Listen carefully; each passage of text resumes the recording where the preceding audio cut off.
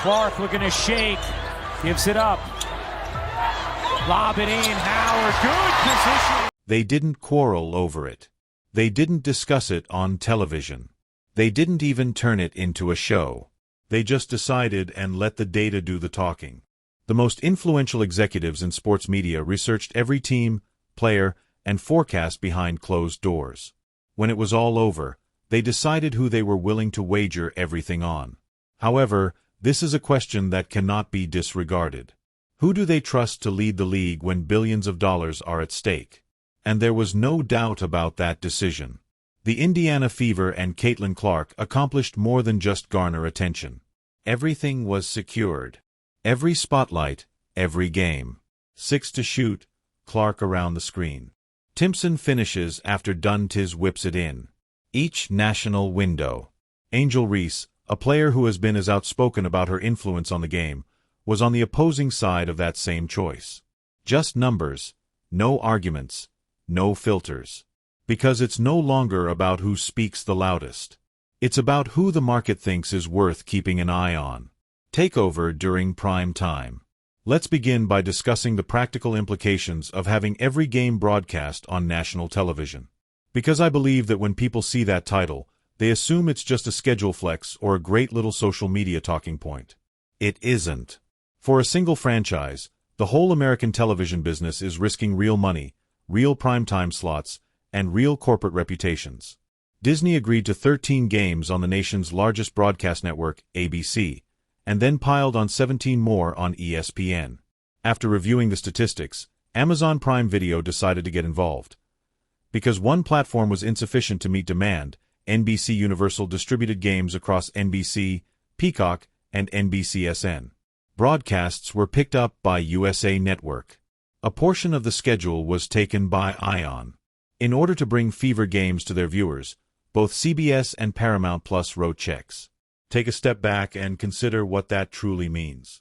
That means that, independently of one another, every significant media firm in the United States of America looks at the exact same data, runs the very same audience estimates, consults the exact same advertising rate models, and comes to the exact same decision at the exact same moment. Every minute of airtime we can obtain is valuable because of the Indiana Fever. Additionally, I need you to comprehend several aspects of these businesses' operations. These organizations are not charitable.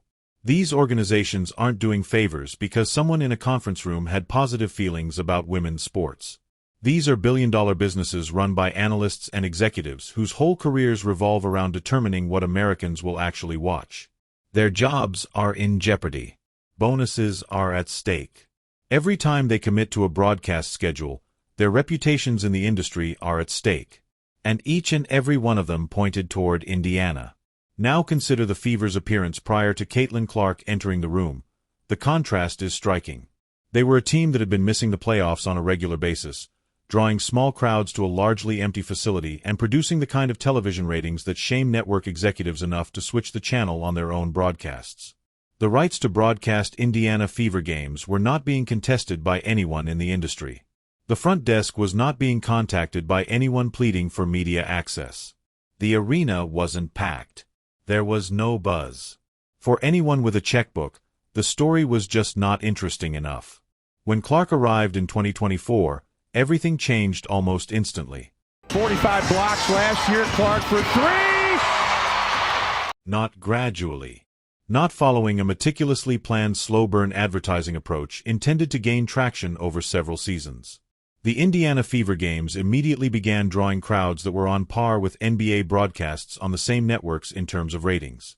After seeing the figures coming in from an Indianapolis women's basketball team, the same networks who spend billions upon billions of dollars on professional men's basketball were forced to acknowledge that this phenomenon was genuine and would not go away.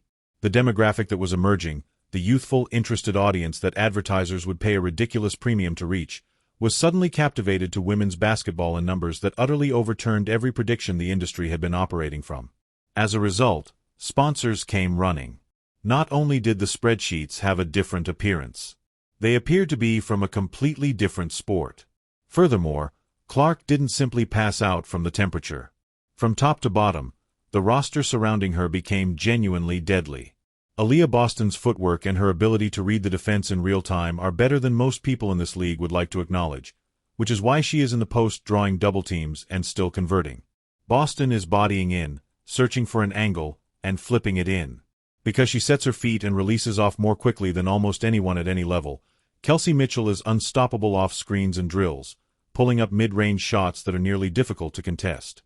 Every night, Lexi Hull takes on the most difficult perimeter defensive assignment, and she does it without seeking attention or praise. After coming off the bench, Sophie Cunningham plays with a ferocity and edge that instantly alters the game's speed. You can't simply prepare for Clark and hope for the best because of this mix. Indiana's offense cannot be solved with a single change by loading up one side of the floor. They have solutions for every position, which results in basketball that people genuinely want to watch, which is ultimately the only product the networks are truly marketing. A moment of reality check. Because Indiana's 44 games did not happen in a vacuum, this is when the story becomes quite unsettling for one player in particular. When the league's complete broadcast rankings were released, they read like a report card that no one requested but that everyone had to see. The Dallas Wings have 36 nationally broadcast games, just behind Indiana at 44. Curry made it through. That, she claimed, really improved her mood. That also go through. And Paige Buchers and AZ Fudd, the 2026 #1 overall pick, are the foundation of that figure. I need you to take a moment to process that. Furthermore, AZ Fudd was selected first in the draft because she deserved it, and it had nothing to do with me and everything to do with me. Two players who had not played a single professional minute together at the time this schedule was finalized. Not a single preseason possession, not a single regular season game. Not a single pick and roll while wearing a WNBA uniform. Networks determined that 36 games of national airtime were worth the expected chemistry and combined star power of two women who had practically never shared a professional court. When the market thinks the basis is genuine, it appreciates potential to that extent. After that, 35 nationally televised games featured the New York Liberty Super Team. Then, the 33-year-old defending champion Las Vegas Aces, led by current MVP Aya Wilson.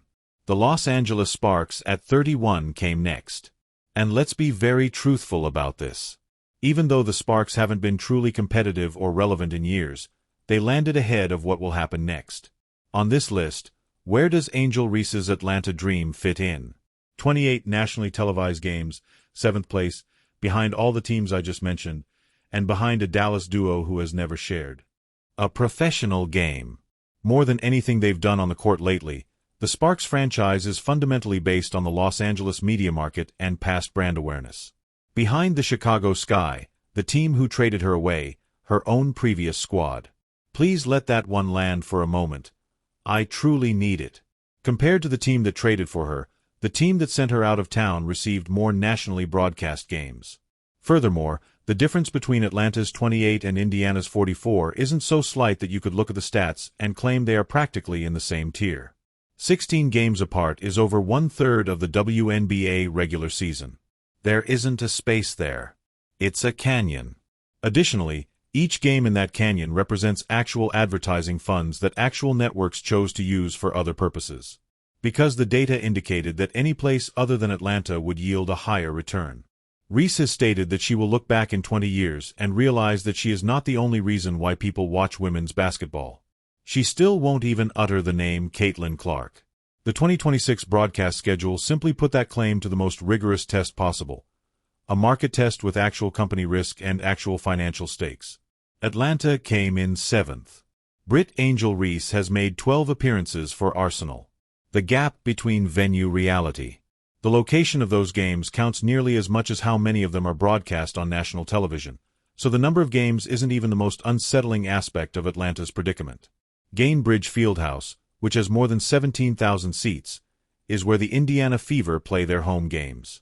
It's a legitimate NBA arena with NBA-caliber production values, NBA camera angles, NBA lighting setups, and an ambience that unquestionably translates onto a television screen in the manner that networks require in order to sell premium advertising. When that building constantly fills up for a Fever game, the broadcast has the appearance, sound, and atmosphere of a high-end athletic event. Viewers at home get the impression that they are watching something that actually matters because of the wall of energy created by the crowd noise hitting the microphones. Almost as much as they spend for the actual number of eyeballs, advertisers also pay for that atmosphere. Because a crowded arena that consistently sells out conveys a brand narrative that business sponsors want to be connected to. Imagine this now. The Atlanta Dreams home stadium, located in College Park, Georgia, can accommodate about 3,500 spectators. 3,500 seats. Game versus the Sun in Boston. Atlanta last won a postseason series in 2016. There are other high school football stadiums in Texas that can accommodate more people than that. And it's painfully clear how that building differs from Gainbridge Fieldhouse when the camera pans wide on it during a nationally televised game. There is less dramatic and thinner crowd noise. The angle of the camera.